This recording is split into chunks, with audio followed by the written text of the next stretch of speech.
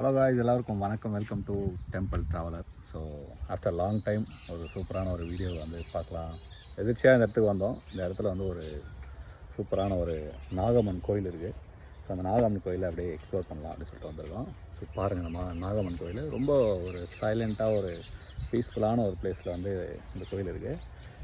So கரெக்டாக இது எங்கே இருக்குன்னா, நம்ம குடியாத்தம் காட்பாடி ரோட்டில் போகிறோம் பார்த்திங்களா. அந்த காட்பாடி ரோட்டில் போகிற வழியில் கரெக்டாக இந்த கோழிக்குப்பம் நல்லா இருக்கும் பின்னாடி, அதுக்கு கீழே கரெக்டாக அடிவாரத்தில் இந்த நாகம்மன் கோயில் இருக்குது.